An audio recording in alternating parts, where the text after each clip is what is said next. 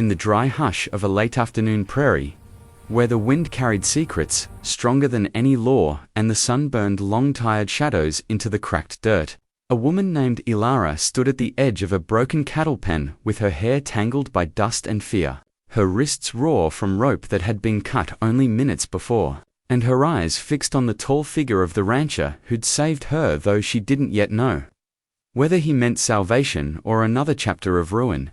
Moments earlier, she had been tied to a leaning post by the men who claimed her life was a debt. Men who spit her name with ridicule and said she had no worth except what suffering she could repay. But then the rancher, Colton Hale, rode into the scene like some impossible apparitions silhouetted against the sun, wind rippling through his coat, jaw clenched with the quiet fury of a man who had seen enough injustice to fill a lifetime, and with a single command. He told those men to leave before he sent them straight to the ground. They didn't believe him at first. They laughed, looking from Colton's steady eyes to his hands resting too casually near the guns on his hips. They called him soft, called him a fool for defending a woman who, according to them, was too broken to be useful. But the rancher only repeated himself, voice low as thunder, right out, now, and something in his tone made even reckless men understand that this was not a warning but a final mercy. When dust from their retreat settled, the quiet that followed was so heavy it felt like the earth itself was holding its breath, and Ellara, shaking, injured, but still burning with the stubborn ember of a spirit not yet crushed, looked at Colton and whispered the words she thought were expected of her, pull it down. End it. She meant the post behind her. The structure she'd been tied to, the symbol of another failure.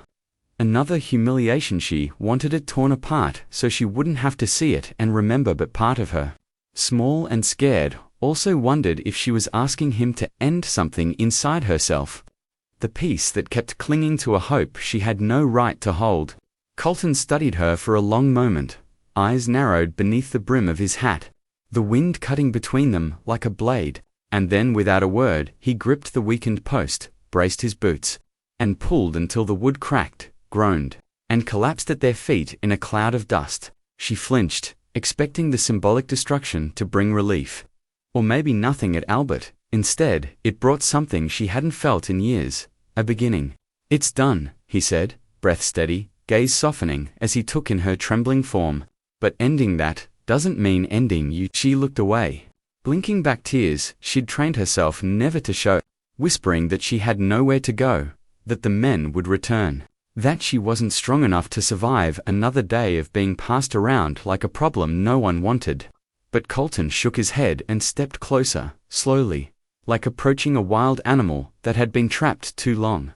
You've got more strength than half the folks in this valley, he said. They didn't break you, they just think they did. His words scraped raw places in her heart she didn't know still had feeling, and when she whispered that she didn't trust anyone, not anymore, not after what she'd seen, what she'd endured, he didn't argue or promise her safety the way men with selfish motives often did. Instead, he said, good, don't trust nobody without reason.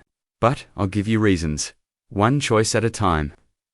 Then he offered his hand, not grabbing, not forcing, just offering hands. Something in the gesture, simple as it was, felt like the first true kindness she'd been shown in years. After a long breath, she placed her hand in his, expecting him to lead her away, but he paused and said, you walk. I walk beside you, not ahead, and that alone nearly broke her. The ride back to his ranch was silent at first, the horses' hooves thudding softly into the earth, but the silence wasn't cold, was healing, filled with the rustling grasses, the distant cry of hawks, and the low creak of saddle leather as she tried to understand what had just happened.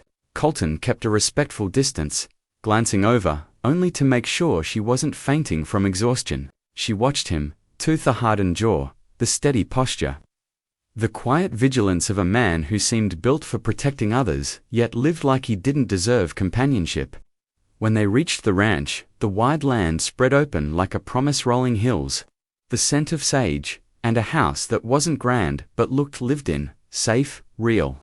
She hesitated near the porch, gripping the reins so tightly her knuckles turned white.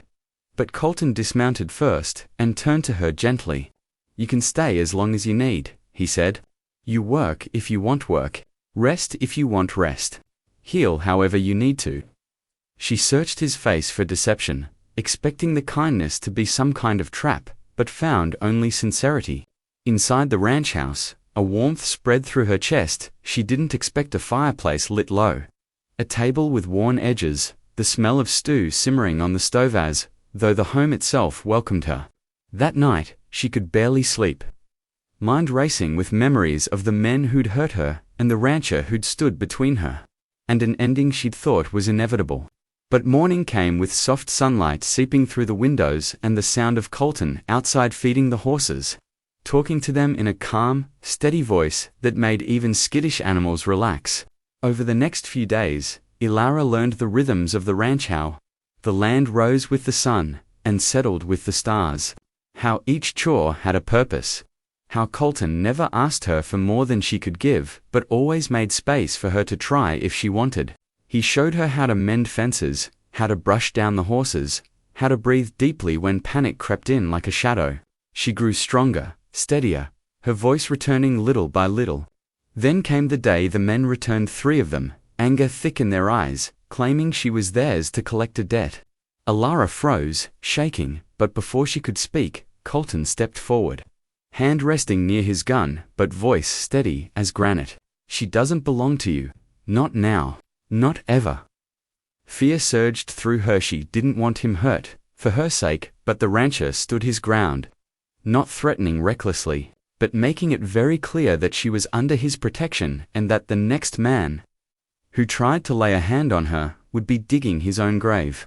The men hesitated, weighed their chances, and rode off cursing, but this time with fear in their eyes. When they were gone, Ilara broke, falling to her knees, sobs racking her chest, not of terror, but release. Colton knelt beside her, not touching, just waiting until she lifted her face. You're free now, he said softly. But there's more to freedom than running from the past. You got a life ahead of you, one you get to choose. She swore then, quietly, that she would try to build something new, something real. And he smiled, not wide, not proud, but relieved. From that day forward, Ilara's fate was no longer chained to the cruelty of men who saw her as nothing. It was shaped by her own hands, and by a rancher who obeyed her plea to pull it down. Not to end her story, but to help her rewrite it from the ground up. And if you want more stories of strength, redemption, courage, and the kind of Western hearts that rebuild lives one moment at a time, make sure you subscribe to the channel. Your support helps bring more powerful stories like this to life. **